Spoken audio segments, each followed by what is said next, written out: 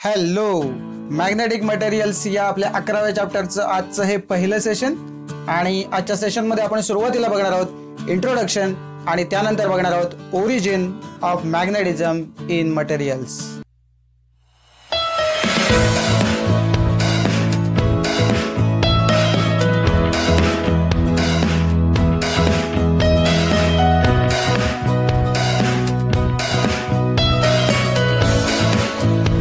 इंट्रोडक्शनला सुरुवात करण्यापूर्वी तुम्हाला एक महत्त्वाची गोष्ट मी सांगणार आहे ती अशी आहे की यावर्षी 2020-21च्या सिलेबसमध्ये जी कपात करण्यात आली त्याच्यानुसार मॅग्नेटिक मटेरियल्स या आपल्या 11व्या चॅप्टरमधले केवळ 3 पॉईंट्स हे सिलेबसमध्ये ठेवलेले आहेत. उरलेले जे पॉईंट्स आहेत ते वगळलेले आहेत. म्हणजे 11.1 म्हणजे जो इंट्रोडक्शनचा पॉईंट आहे, त्यानंतर 11.3 origin of magnetism in materials आणि त्यानंतर जो 11.4चा जो पॉईंट आहे मॅग्नेटायझेशन अँड मॅग्नेटिक इंटेन्सिटी, हे तीनच टॉपिक किंवा तीनच पॉईंट्स आपल्याला यावर्षी 2020-21 साठी बोर्डाच्या परीक्षेला असणार आहेत आणि या चॅप्टरचं वेटेज आहे 5 मार्क्सचं. सो त्यामुळे या केवळ 3 आर्टिकल्सवरती आपला चॅप्टर संपणार आहे या वर्षीसाठी 2020-21 साठी आणि म्हणून आपण थेट 11वा चॅप्टर आज सुरू करतोय. आपण गेल्या वर्षीच मॅग्नेटिक डायपोल आणि dipole moment due to short bar मॅग्नेटचा अभ्यास केलेला आहे आणि आपल्याला माहिती आहे की जर अशा प्रकारचं जर स्मॉल बार मॅग्नेट हे जर आपण फ्रीली सस्पेंड केलं, समजा एखाद्या स्ट्रिंगने दोऱ्याने वगैरे आपण जनरली ते टाईप करतो आणि फ्रीली समजा आपण सस्पेंड केलं तर ते जे मॅग्नेट आहे ते आपल्याला काय दाखवतं तर नॉर्थ साऊथ डिरेक्शन दाखवतं, हे आपल्याला माहिती आहे. आणि समजा याही परिस्थितीमध्ये ते जे नॉर्थ साऊथ डिरेक्शनमध्ये अलाइन झालेलं असतं ते जर आपण थोडंसं टिल्ट केलं, त्याला आपण थोडासा ट्विस्ट दिला तर काय होतं तर पुन्हा एकदा ते थोडासा टॉर्क त्याला मिळतो, ते जर्क होतं तिथे आणि त्यानंतर परत ते पुन्हा त्याच्या ओरिजिनल पोझिशनला येतं.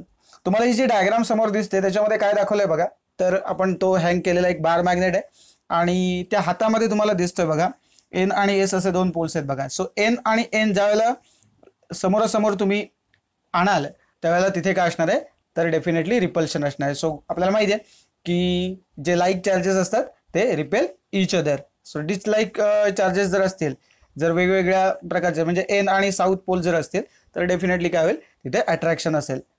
तर हा बघा, हा एक बार मॅग्नेट आहे ज्याला आपण दोरा बांधतोय आणि या दोऱ्यासहित तो आपण काय केलं आता या स्टँडला असा अडकवलेला आहे आणि तो ऑसिलेट होतोय बघा फ्रीली आणि आपल्याला असं दिसेल की तो नॉर्थ साऊथ जी डिरेक्शन आहे आपली त्या डिरेक्शनमध्ये तो अलाइन होतो आणि तिथे पॉज होतो बघा.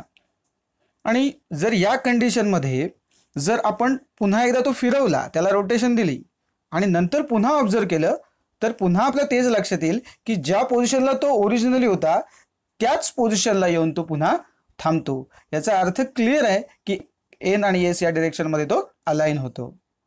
सो अशा प्रकारच्या अनेक मॅग्नेटिक प्रॉपर्टीज शॉर्ट मॅग्नेटिकच्या आपण अभ्यासलेल्या आहेत. आपण आणखीन असंही बघितलं होतं की ज्या ठिकाणी लोखंडाचा समजा चुरा घेतला तर त्या ठिकाणी जर आपण मॅग्नेट नेलं तर डेफिनेटली आपल्याला काय दिसतं तर जे मॅग्नेट आहे ते त्याला अट्रॅक्ट करतं. पण काही मटेरियल्स अशी आहेत की जी मॅग्नेटकडे अट्रॅक्ट होतात आणि काही अट्रॅक्ट होत नाहीत. तर बेसिकली याच्या मागचं रिझन काय आहे तर in an atom negatively charged electrons are revolving about the nucleus. So आपल्याला माहिती आहे की इलेक्ट्रॉन्स जे आहेत ते निगेटिव्हली चार्ज असतात आणि ते एका न्यूक्लियस भोवती फिरत असतात आणि न्यूक्लियसच्या मध्ये काय असतं तर प्रोटॉन्स आणि न्यूट्रॉन्स असतात. याचा अभ्यास आपण ऑलरेडी केलेला आहे आणि याच्या अंतर्गतच आपण एक महत्त्वाचं डेरिव्हेशन या ठिकाणी बघणार आहोत, magnetic moment of an electron revolving around the nucleus of an atom. So परीक्षेला याच्यावरती एक मोठा प्रश्न येऊ शकतो आपल्याला. ज्या आर्टिकलचं नाव आहे तेच तुमच्या प्रश्नामध्ये असू शकतं, derive an expression for magnetic moment of and so on. So या पद्धतीचा प्रश्न असू शकतो किंवा प्रश्नाची रचना थोडी थोडी बदलू शकते. तिथे आल्यावर मी तुम्हाला सांगेन की या पद्धतीचा पण प्रश्न येऊ शकतो. सो एका आर्टिकलवरती 3 किंवा 4 प्रकारे प्रश्न सेट होऊ शकतो, फक्त मूळ त्याचा जो गाभा आहे तो तसाच राहणार आहे, हे लक्षात घ्या. तर वळूया आपल्या आजच्या या वेगळ्या आर्टिकलकडे. So let us consider an electron revolving around positively charged nucleus in a circular orbit as a simple model. So आपण काय कन्सिडर करतोय बघा, तर एक न्यूक्लियस आहे जे पॉझिटिव्हली चार्ज आहे. बरोबर, आत्ताच आपण म्हटलं ते जे न्यूक्लियस आहे, प्रोटॉन आणि न्यूट्रॉन्स आहेत त्याच्यामध्ये. सो ते पॉझिटिव्हली चार्ज न्यूक्लियस आहे, त्याच्या भोवती इलेक्ट्रॉन फिरतोय, जो इलेक्ट्रॉन काय असणार आहे तर निगेटिव्हली चार्ज असणार आहे. सो हा जो निगेटिव्हली चार्ज इलेक्ट्रॉन असणार आहे ऑर्बिटमध्ये, it is equivalent to a tiny current loop. हा एक प्रकारचा एक करंट लूप असणार आहे छोटासा, ज्यावेळेला इलेक्ट्रॉन फिरतोय. सो बेसिकली तिथे इलेक्ट्रॉन आहे, सो करंट जनरेट होणार आहे. So magnetic dipole moment due to a current loop is given by, आणि तो फॉर्म्युला आहे एम ऑर्बिटल किंवा काही लोक ऑर्बिटल असं म्हणतात, एम ऑर्बिटल. सो ORB असं लिहिलं आपण बघा तिथे, M orbital is equal to I into A. So I is काय current and A is the area. So M orbital is equal to I into A. General case मध्ये एकच loop आहे म्हणून आपण या ठिकाणी हा करंट लूप एकच आहे म्हणून इथे I into A असा फॉर्म्युला लिहिला. जर जनरल केस मध्ये समजा आपण एखादी कॉईल घेतली की जिच्यामधून करंट पास होतोय, अशी जर कॉईल असेल आणि तिला समजा N इतके टर्न्स असतील, तर मग हा फॉर्म्युला थोडासा बदलतो. सो तो मग त्यावेळेला capital M is equal to NIA असा तो फॉर्म्युला तयार होतो.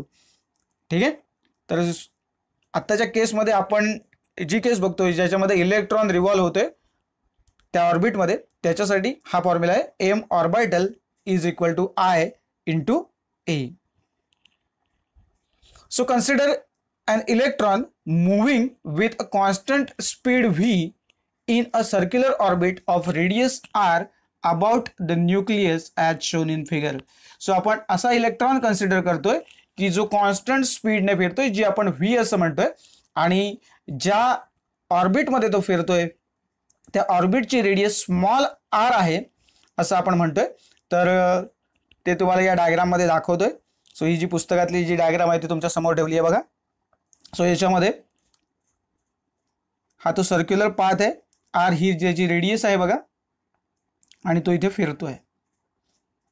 ओके, सो इथे एल बार दाखवलाय, इथे ई दाखवलाय, इथे आय दाखवलाय.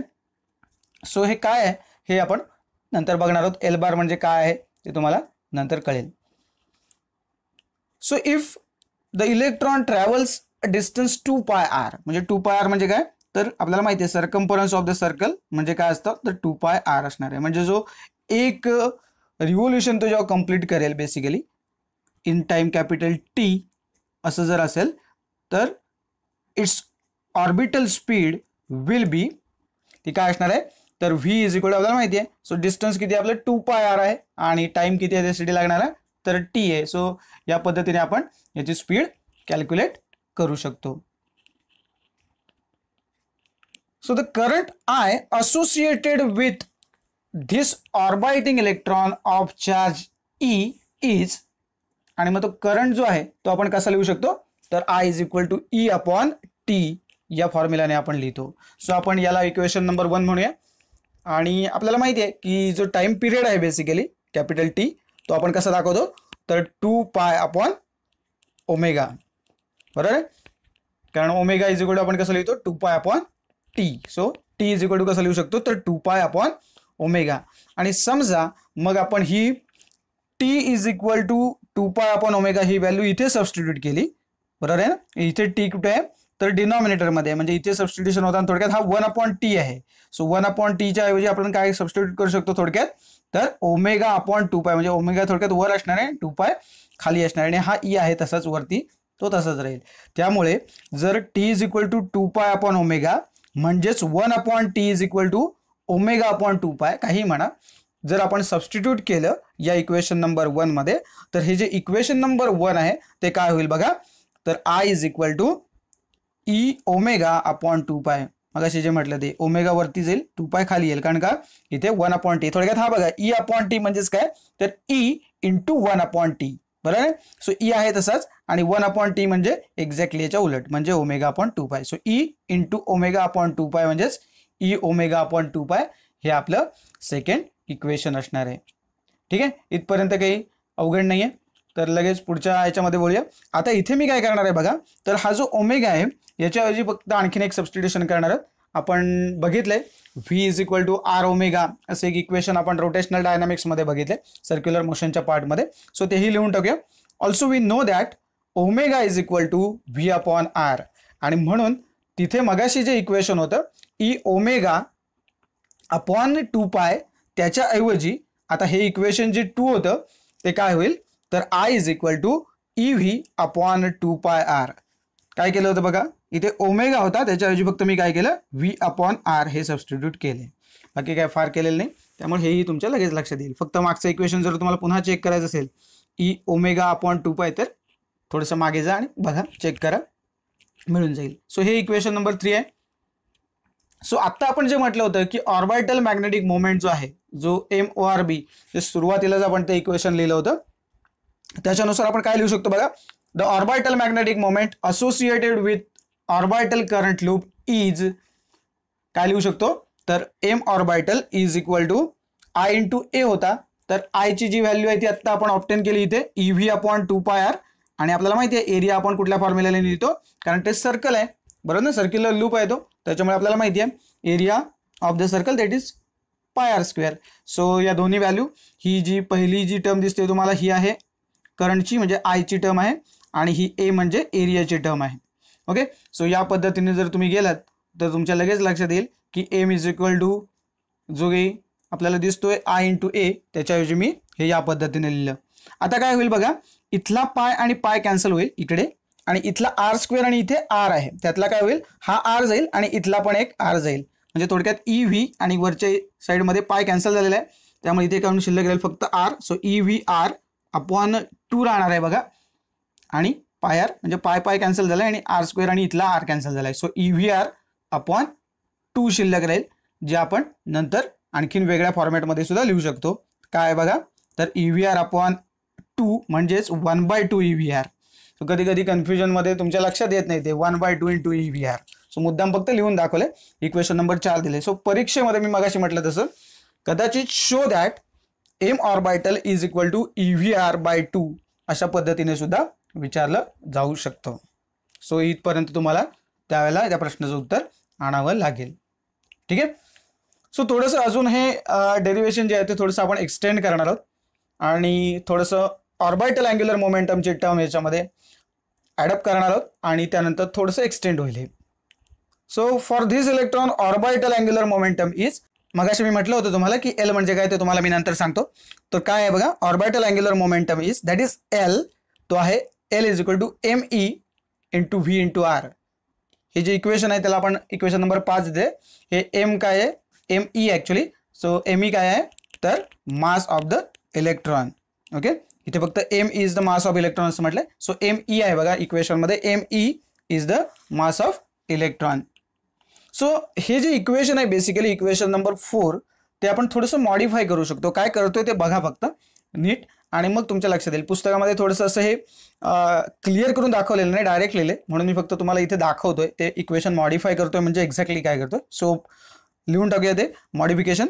So we can modify equation 4 as काय आहे बघा, M orbital is equal to EVR upon 2 into ME upon ME. Okay, so ME म्हणजे काय, तर मास ऑफ इलेक्ट्रॉन हे आपण आता बघितलं, पण मी आता काय केलं थोडक्यात या इक्वेशनला जे काही आपण वरती लिहिलं होतं एम ऑर्बिटल किंवा orbital is equal to EVR/2 असं लिहिलं होतं, त्याच इक्वेशनला मी फक्त काय केलं, त्याच्या राईट हँड साईडला multiplying and dividing bye ME असं केलंय, आणि त्यामुळे दोन्हीकडे त्याच टर्मला ME ने मल्टिप्लाय पण केलं आणि डिवाइड पण केलं. सो काही त्याची व्हॅल्यू काही चेंज झालेली नाही आहे त्या टर्मची.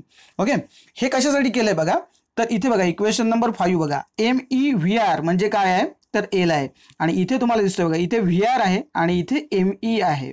ओके, हा ME मला इथे जोडायचा होता खरं तर, हा ME इंटू VR एकत्र करायचं आपल्याला, आणि असं डायरेक्ट आपल्याला ME जोडता येणार नाही. जर मल्टिप्लाय करत असाल तर डिवाइड पण करून घ्या, म्हणजे थोडक्यात इक्वेशन बॅलन्स होईल.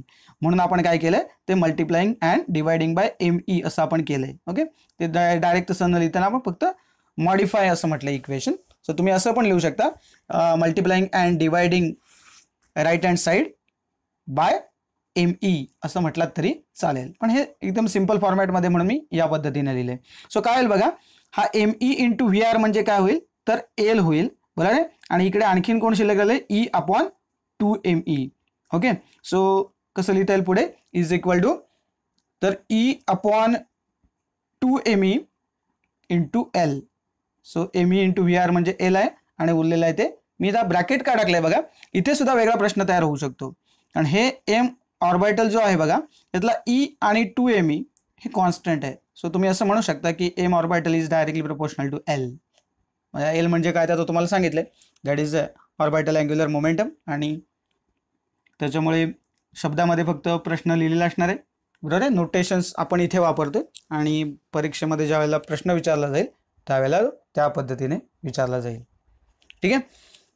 तर मग याच्यावरून आपण हे जे मी आत्ता कन्क्लुजन म्हटलं ते सुद्धा आपण इथे मेन्शन करून टाकू. आणि जेणेकरून काय होईल की पुढे समजा आपल्याला हे विचारलं असेल तर मग आपण याच्याबद्दल बोलू शकू. ठीक आहे. सो लिहून टाकूया. This equation shows that orbital magnetic moment is proportional to the angular momentum असं म्हटलंय. ऑर्बिटल अँग्युलर मोमेंटम असं म्हटलं तरी चालणार आहे. ठीक आहे. फक्त आता इथे सिच्युएशन काय झाली बघा. तर आपल्याला माहिती आहे की इलेक्ट्रॉन जो बेसिक आहे तो काय आहे निगेटिव्हली चार्ज असतो. The vector ME and L are in opposite directions and perpendicular to the plane of the orbit. Okay, so ME आणि L हे जे दोन्ही गोष्टी आहेत या काय आहेत तर बेसिकली ऑपोजिट डिरेक्शनमध्ये आहेत आणि वेक्टर फॉर्ममध्ये. म्हणून आपण जेव्हा इक्वेशन लिहिणार आहोत ते कसं असणार आहे बघा. M ऑर्बिटल बार साइन दिले वरती is equal to minus E upon 2ME into L बार.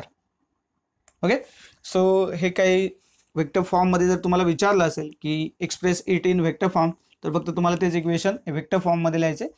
आता इथे निगेटिव्ह साईन फक्त ॲडअप झालेली आहे.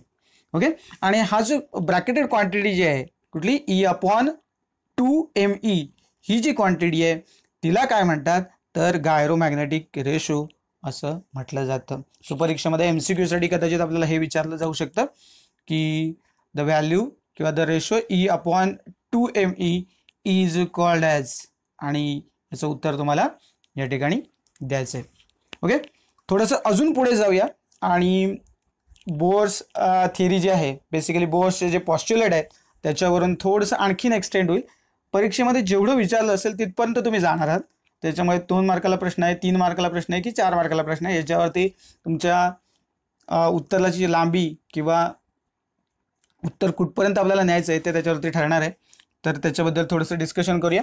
So for an electron revolving in a circular orbit, the angular momentum is integral multiple of h cross.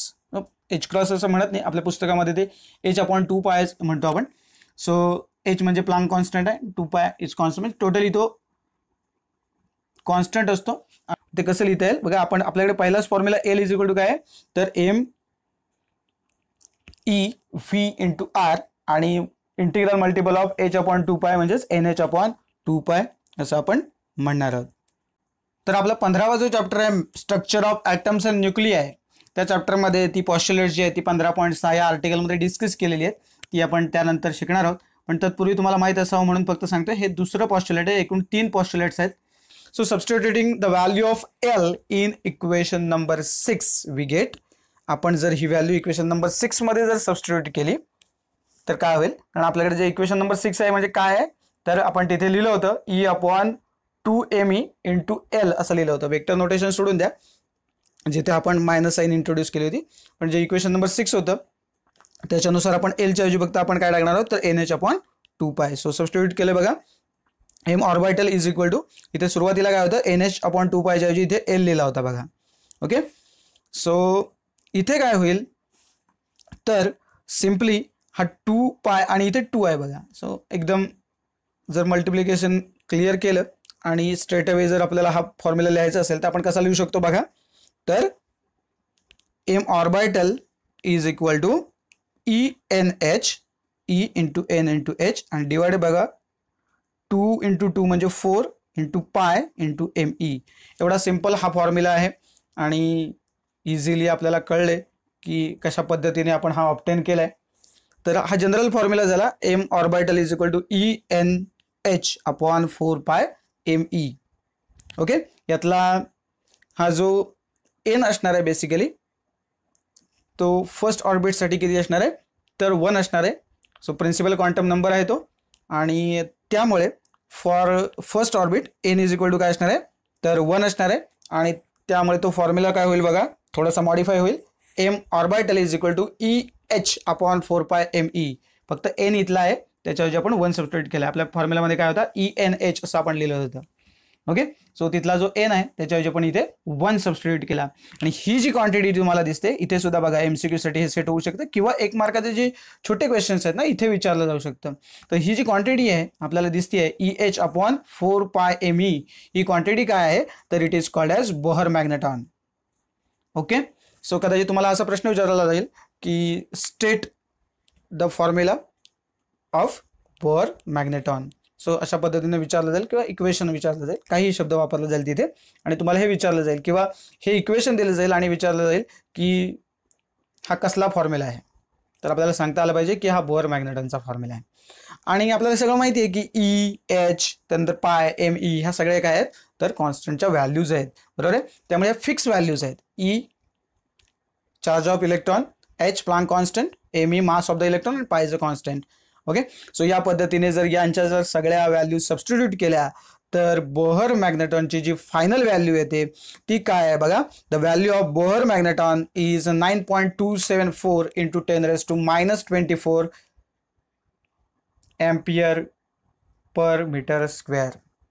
Okay, so या कंडिशनमध्ये हा सुद्धा 1 मार्काचा very short क्वेश्चनमध्ये किंवा MCQ मध्ये विचारला जाऊ शकतो, कारण व्हॅल्यू थेट दिली आहे तर तुम्हाला विचारली जाऊ शकते की बोहर मॅग्नेटॉनची व्हॅल्यू सांगा, तर तुम्हाला याचं उत्तर देखील देता आलं पाहिजे. Okay, so the magnetic moment of an atom is stated in terms of Bohr magnetons, that is BM. Bohr magneton short फॉर्ममध्ये आपण त्याला काय म्हणतो तर BM असं म्हणतो. यानंतर एक छोटंसं न्यूमेरिकल बघूया आणि त्यानंतर आपण आजचं सेशन थांबवूया. का थांबवणार आहोत, कारण नाहीतर काय होईल की एकाच सेशनमध्ये आजचा आपला एक चॅप्टर संपला असं व्हायला नको, म्हणून हा सेशन आपण आज एक घेतोय आणि पुढच्या सेशनमध्ये हा चॅप्टर आपला या वर्षीसाठी तरी क्लिअर होणार आहे. सो 2 किमान सेशन व्हावेत त्याच्यासाठी आज फक्त एक न्यूमेरिकल बघूया आणि त्यानंतर पुढच्या सेशनमध्ये आपण हा चॅप्टर फिनिश करणार आहोत. तर बघा काय म्हटलंय, a circular coil of 100 turns and average area 5 into 10⁻³ metre square carries a current of 10 ampere. Calculate the magnitude of magnetic moment associated with the coil. So काय काय दिले बघा, कॉईलचे टर्न्स दिलेत. मगाशी मी म्हटलं होतं जे M is equal to NI आहे तोच फॉर्म्युला आपण इथे अप्लाय करणार आहोत. ठीक आहे, आणि ती कॉईल आहे त्याला 100 टर्न्स आहेत. ओके, सो काय काय दिले ते पहिल्यांदा लिहून घेऊया आणि मग त्यानंतर आपला फॉर्म्युला घेऊया आणि सोल्युशनकडे वळूया. एकदम सिम्पल आहे.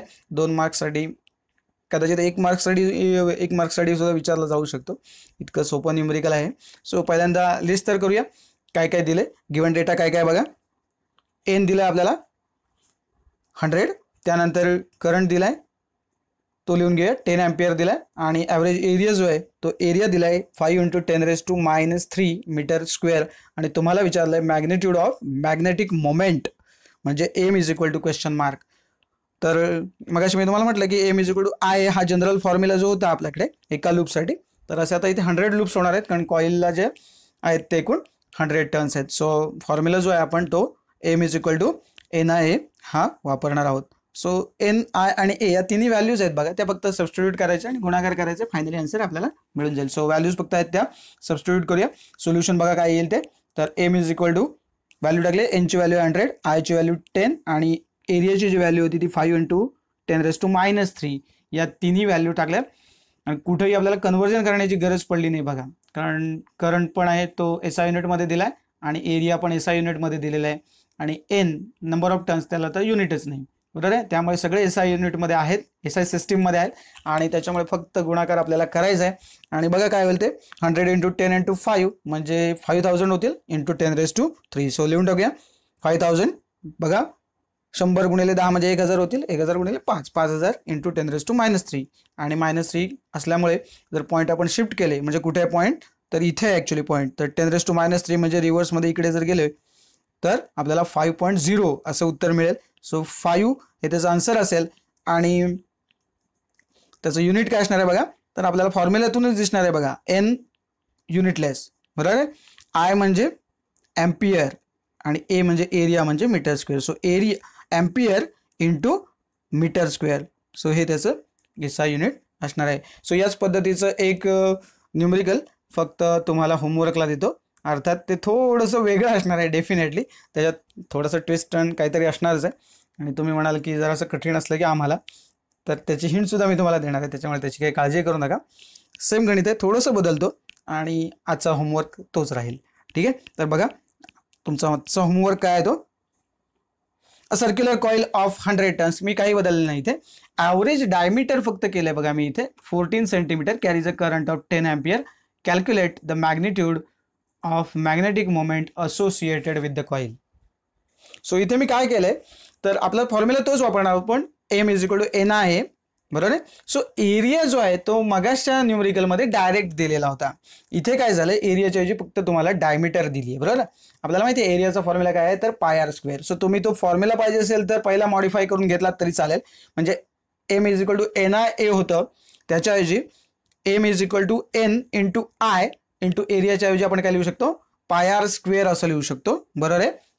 असं करूनही घेऊ शकता डायरेक्ट फॉर्म्युला, किंवा एखादा माणूस काय करेल तर पहिल्यांदा एरिया पहिल्या स्टेपमध्ये कॅल्क्युलेट करून घेईल. काय करेल, A = πr² म्हणायचं, आरची व्हॅल्यू जी आहे ती टाकायची, पायची किंमत टाकायची आणि एरिया कॅल्क्युलेट करायचा आणि मग ती एरियाची व्हॅल्यू आपल्या त्या NIAच्या फॉर्म्युल्यामध्ये टाकायची. कसंही करा, पण इझी काय आहे तर डायरेक्ट सबस्टिट्यूशन NI इंटू एच्या ऐवजी πr² असेल. ओके, फक्त आता इथे बदल काय झालाय बघा, इथे डायमीटर दिली आहे 14 सेंटीमीटर आणि πr², R म्हणजे रेडियस आहे. सो रेडियस झाली याची 14/2 म्हणजे 7 सेंटीमीटर, पण ही सेंटीमीटरमध्ये लक्षात घ्या, ही CGS मध्ये आहे आणि जो एम्पियर दिलाय करंट तो आहे SI मध्ये. सो तुम्हाला पहिल्यांदा ते मीटरमध्ये कन्वर्ट करून घ्यावे लागतील, बरोबर आहे. त्याच्यामुळे तुम्ही काय करू शकता, तर तुमची जी रेडियस आहे जी 7 सेंटीमीटर येणार आहे ती 7 × 10⁻² केलात तरी चालेल, किंवा 0.07 ही तुमची रेडियस असणार आहे, बरोबर आहे, मीटरमध्ये. सो 0.07. सो πr² करताना लक्षात ठेवा R डबल घ्यायचा आहे. पाय म्हणजे 3.14 घ्या, 3.1416 घ्या, 3.142 घ्या.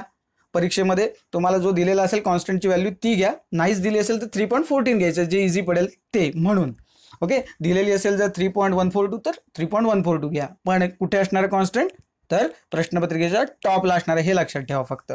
ओके, सो इथे काय होईल बघा, तर πr² म्हणजे पायची किंमत तुम्ही 3.14 घ्या आता, कारण आता इथे काही दिलेली नाही आहे, त्यामुळे तुम्ही डायरेक्ट 3.14 घ्या, सोपं पडेल म्हणून, आणि इंटू 0.07 इंटू 0.07 एवढं करून तुम्हाला एरिया मिळणार आहे, लक्षात घ्या. ओके, आणि मग ते 100 आणि 10 त्यांचं मल्टिप्लिकेशन करा आणि मग जे काही उत्तर येतं ते काढा आणि मग तुम्हाला कळेल की आपल्याला हे न्यूमरिकल जमतंय.